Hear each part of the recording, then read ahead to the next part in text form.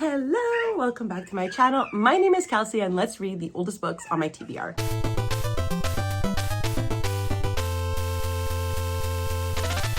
So I discovered booktube probably like 10 years ago at this point, and there were so many new books to me. I've always been a reader, but I definitely wouldn't say I was up to date with like new releases or anything like that. It was really when books would come into the social like zeitgeist that I would learn about them and read them. So like Hunger Games, Twilight, like all these things were extremely popular. So I would always read them, Game of Thrones. But it wasn't until I found booktube that I was more in the know of like bookish new releases than like popular new releases, if you know what I mean. A lot of my oldest books on my TBR are books that I saw read a lot on booktube, but also read by my favorite creators who I was discovering at the same time as I was discovering these books. Alas, what ends up happening is that when you're buying books as a hobby and you're not reading as fast as you're buying them, you end up collecting quite a bit of books. This entire year of 2025, I've really been focusing on reading my physical TBR, trying to come up with creative vlogs, but sometimes we need to get to the bare bones of a vlog. And that is not to be the most creative, not to like really use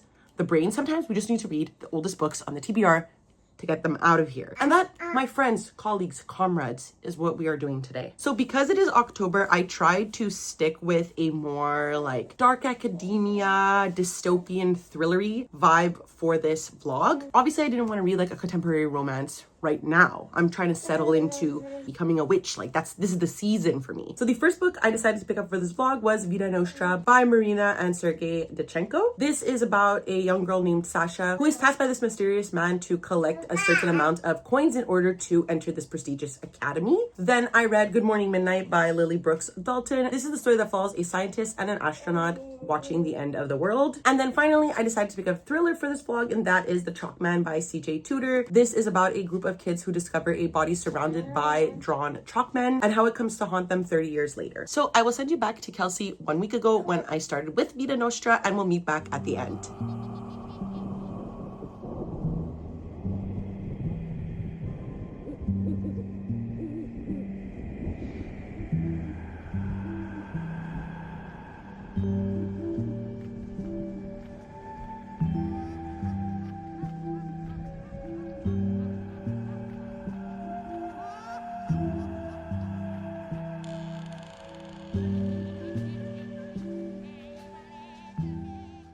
Hello, so welcome to the first clip of the vlog. I got started right away with Vida Nostra. How many pages in? I'm around the 100-page mark for sure. I am 110 pages into Vida Nostra by Marina and Sergei Dachenko, and this follows a young girl who gets visits from this man who tells her that if she collects a certain amount of coins in very odd and mysterious ways, she will be accepted into this academy of like special technologies. And we don't know what these special technologies are right now. Currently, where I am in the book, she made it to the school. She's got it. We get a sense that there is a weirdness going on at the school. I have a feeling I know what the special technologies are by the behavior of the older students in the school, but because she's a first year, we don't exactly know for sure what's going on. I'll leave it at that for now because obviously I'm only 100 pages in and this is fairly mysterious novel that I am not 100% sure what's going on, but I do think that that's the point. I'm hoping that I really love this because in the last, like, when was this published? Since 2013, let's say I heard about it in like 2015 when I first started watching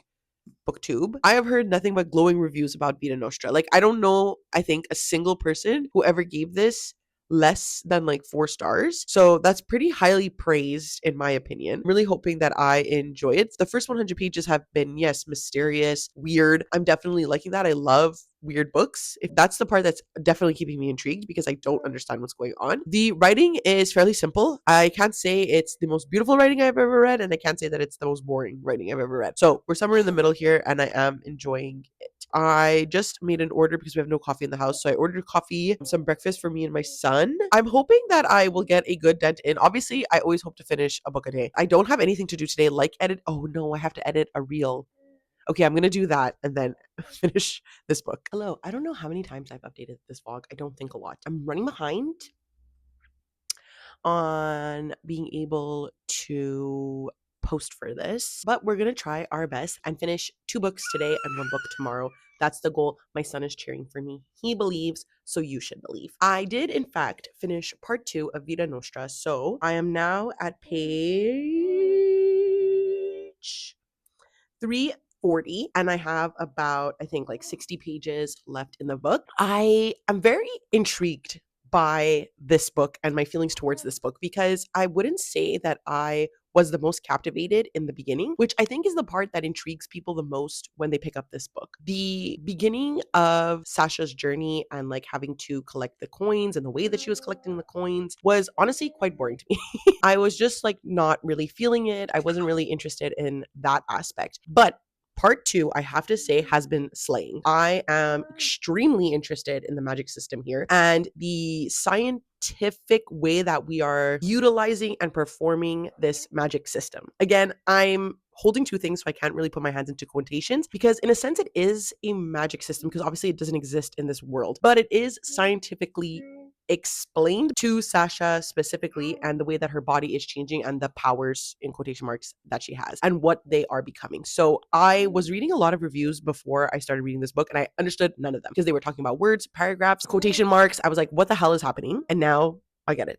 And now I understand and I am very intrigued. This is a perfect example of a book where in the beginning I am bored, and if I would have DNF'd, I would not have gotten to part 2, which intrigued me so much. Sasha's behavior, how the people around her are understanding her behavior, the way that she is transforming both personality wise, mentally, physically. And I'm very intrigued to see how this ends or how it wraps up and explains. I know this is a series, so there are 2 more books that have come out since the publication of this one, but I will say that I am very intrigued. I've heard that this one wraps up pretty solidly, so it may be that I don't continue this series, but I will say that I was not intrigued, not interested in continuing, and now I have to say that I very much am. I have that last 60 pages left. I'm going to definitely listen to it and then start a new book today. I don't know exactly what the vibe is, what we're going to do today. I have a return to do at I always have to translate things in my mind. Staples. So we have to go there to do a return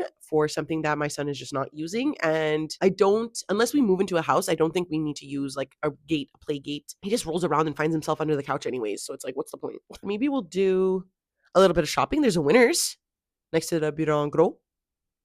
So maybe we can find some Halloween stuff. You need to buy him actually a backpack for when he starts daycare. I don't want to talk about it. Don't talk to me about it. Anyways, I'm going to continue that. We're going to eat lunch and then we'll decide what we're doing. Hello. So I did in fact finish Vita Nostra. Let me just get myself ready to talk about this because I turned on recording and I didn't even consider that I should be ready. So as you saw in the clips, this was surprisingly captivating and fascinating. I went into this, as you saw, really not expecting much, especially because this is one of the oldest books on my physical TBR. So I never really got to it. I never really wanted to open it. I never prioritized it until right now. And saying that, I surprisingly want to get into the next installment in the series, as I mentioned. The synopsis on Goodreads really doesn't explain anything to you. And I really do think that that's the perfect way to get into this book because the book is doing so much that I don't think a synopsis could even evoke what this book is trying to do. It's tackling language, academia, transformation in such an interesting way that I'm struggling to even talk about how I feel about this book and organize like my thoughts overall. I did not understand this book in the beginning or like why people liked it until I would say about the second quarter of the book. And I think that sentence really perfectly encapsulates the overall reading experience. Like, it is very confusing in the beginning. It doesn't make sense at all. The magic system doesn't make sense at all. I would even say the ending doesn't make sense at all, or the book at all. But it was such an interesting experience that I gave this 4 stars and I honestly recommend. So the next oldest book on my TBR that I want to get to is Good Morning Midnight by Lily Brooks Dalton. I don't know why I picked up this book. I don't know who read it, who suggested it. But what I do know is that this is an apocalyptic story, and it follows two like space scientists. So one is Augustine, a brilliant aging astronomer. For years, he has lived in remote outposts, studying the sky for evidence of how the universe began. At his latest posting in the Arctic, news of a catastrophic event arrives. The scientists are forced to evacuate, but Augustine stubbornly refuses to abandon his work. The second scientist we follow, mission specialist Sullivan, who is aboard a ship on its return flight from Jupiter. The astronauts are the first human beings to delve this deep into space, and Sully has made peace with the sacrifices required. These are the astronauts who were the first human beings to delve this deep into space, and they have already made peace with the sacrifices that were required of them. So far, the journey has been a success, but when mission control falls inexplicably silent, Sully and her crewmates are forced to wonder if they will ever get home. As Augustine and Sully each face an uncertain future against forbidding yet beautiful landscapes, their stories gradually intertwine in a profound and unexpected conclusion. So right now in the book, I haven't read much, but I am at this part where the crew on board the spaceship is discovering that they have lost contact with people on Earth. So far, so good. It is written more philosophically dry than a typical dystopian sci-fi. So we'll see how that goes moving forward. But I am, like I said, hoping to read this all in relatively one sitting. So we'll see how it goes. I have to start cooking supper now. I'm going to also get my son ready to eat as well. So we'll see how it goes, but I am listening to the audiobook.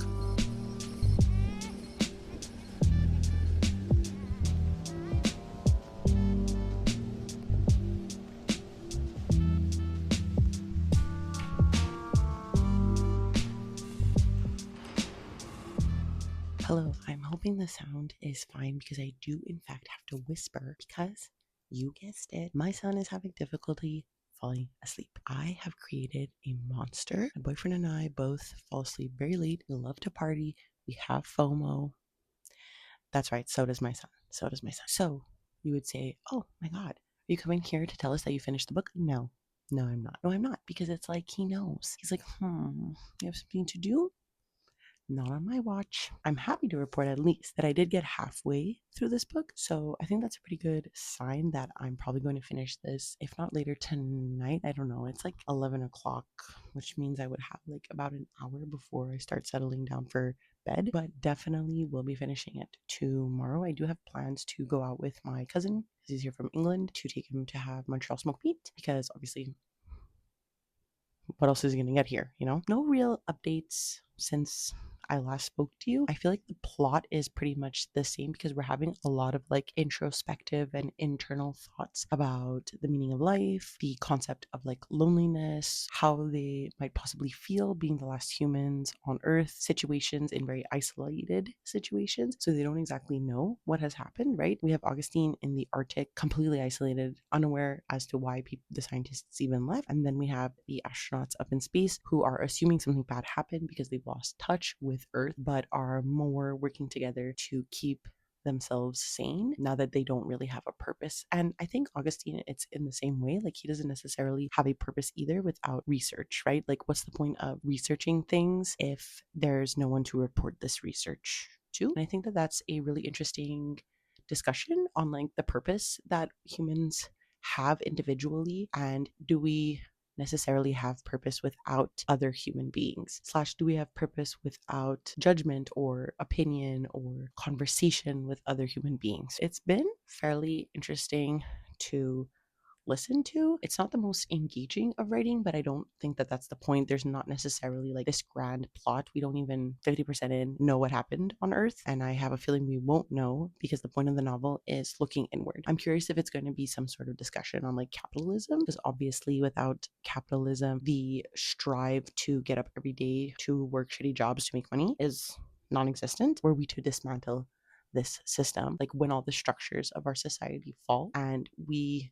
don't have another human to compete with, conversate with, do we necessarily have a purpose without someone else giving us something to do? So I think that that might be an interesting thing to look at, and I'm hoping that it sort of goes there, but we'll see. I'm going to continue listening to this tonight. We'll see how much I get done and how much I can get done before taking my cousin to lunch. But other than that, we will see. Hello, I have an update for Good Morning Midnight. It is the second day, the day I told you I wanted to finish this book, and I did. Did I want to finish it yesterday? Yes, of course, but whatever. I enjoyed this book for what it was. I ended up giving it 3 stars. So I completely understand the love and praise that this book got. I understand why it got a Netflix adaptation. Maybe had I read it when it was published 10 years ago, barf, by the way, I would have appreciated it so much more probably. However, now in our present year, this more like introspective, dystopian, like silent type of book is not the most original experience I've had. I've read books like this before, and I was pretty sure from halfway through when I updated you yesterday, the like more twist of the book and like where this book was going. I can't say I was surprised by the ending, which I think like some people might be, and it might be a really interesting surprise or something like that. For me, it was okay. But saying all of that, I still enjoyed it for what it was. It was a slow-paced, cozy, dystopian novel that looked into how two characters would handle loneliness and the end of the world. If they're the only humans left, what does that mean? It allows for readers at the same time to experience the beauty in silence, in accepting nature for what it is, and discussing who we are as humans when we're kind of forced to face the unknown. So overall, it was a short book, an interesting experience, enjoyed it for what it was. Will I be keeping this book? No, but I can't say I hated my time with it. And then the last book I'm going to read for my TBR is The Chalk Man by CJ Tudor. This was published in 2018, so it is definitely among the first books I ever bought when I was introduced to BookTube. It is a psychological suspense debut. Oh my God, I feel like I've heard from CJ Tudor before. They've definitely published more books since this one that weaves a mystery about a childhood game gone dangerously awry and will keep readers guessing right up to the shocking ending. In 1986, Eddie and his friends are on the verge of adolescence, spending their days biking in search of adventure. The Chalkmen are their secret code stick figures they draw for one another as hidden messages. But one morning, the friends find a Chalkman leading them to the woods. They follow the message only to find the dead body of a teenage girl. In 2016, Eddie is nursing a drinking problem and trying to forget his past until one day he gets a letter containing a Chalkman, the same one he and his friends saw when they found the body. Soon he learns that all his friends received the same note. When one of them is killed, Eddie realizes that saving himself means figuring out what happened all those years ago. So this is like very akin to It, I think, but like more realistic without a like Lovecraftian clownish figure. Who knows? Actually, I did not read this book, so I don't know. But I have heard pretty good things about this book. I wanted to end the vlog since we are in October with a like horror-y thriller, I guess this is more. So we'll see what happens. I am interested to read this. I don't read a lot of thrillers or mysteries, so sometimes they are really, really interesting to me and I end up enjoying them way more than like maybe I would if I was a more seasoned reader. I'm going to be starting this now, and my goal obviously is to finish it all in one night. Of course, where's the challenge without that? But if not, tomorrow is perfectly acceptable.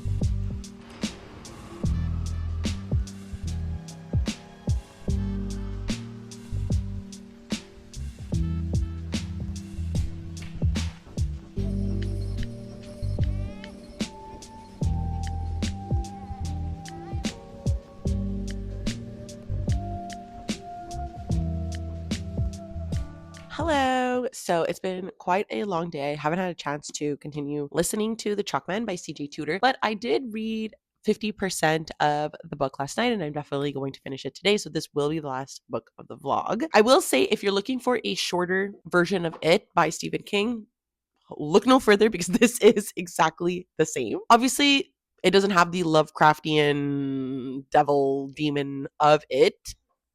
We'll see. But the character relationships between the kids, how they are in the future, very reminiscent of the characteristics of those kids as well. Even the names, the fact that they're all boys with one girl and that girl has an abusive father. We're seeing very similar dynamics. Right now, where we are in terms of the plot, I don't think is that spoilery. It's pretty much where we are in the synopsis. The kids were using like chalk men to inscribe little messages on each other's like porches and stuff so that they could meet up secretly and nobody knew. Except now that they've stopped doing that, there are these mysterious chalk men appearing around different deaths or going wrongs of people who have wronged them, essentially. And then in the future, one of the boys is men is murdered. They are sort of like, I think, going to all come together now in order to solve this. You are led to believe Right now, there are two suspects, and you're led to believe that it is one of them. So one of them is whom they have deemed the chalk man, which is their teacher. He's this mysterious man who showed up in the town. And then the other suspect is, well, I don't know if he's necessarily a suspect right now, but I have a feeling that that's where the story is going to go. So maybe I won't say it. I did read 50%. I have to remember that I did read 50% of the book.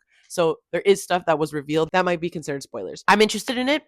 It's good. It's fine. Like I said, very reminiscent of it. So I'm enjoying it for that aspect. I'm really hoping that the horror takes a really like horrific turn and the twist is crazy, because I would really like to end this vlog on like at least a 4-star, but I'll be happy either way. I wanted to end because it's October with a thriller. So however I feel about this, I probably would have read it anyways. I'm going to continue listening. I'm also going to probably start suppers soon. We're going to have like peanut chicken noodle salad, which I'm very excited to have. So I will see you later. Hello, welcome to the end of the vlog and welcome to my final thoughts on The Chalk Man by CJ Tudor. In the end, I was between a 3 to 3.5 stars, but I decided to just settle on a 3. I think primarily, I'm going to say if you love reading it by Stephen King, then look no further for a similar read. The dynamic is very, very reminiscent to the Losers Club, like down to the relationship that the characters have with their parents and the overall like 80s nostalgic type of vibe. So I definitely see that CJ Tudor was inspired by that. And it was initially an annoyance, but I think if you like it, you'll really like it in here. I ended up enjoying it anyways because it really steers off from it. Obviously, there's no like mythical haunting clown, so that helped.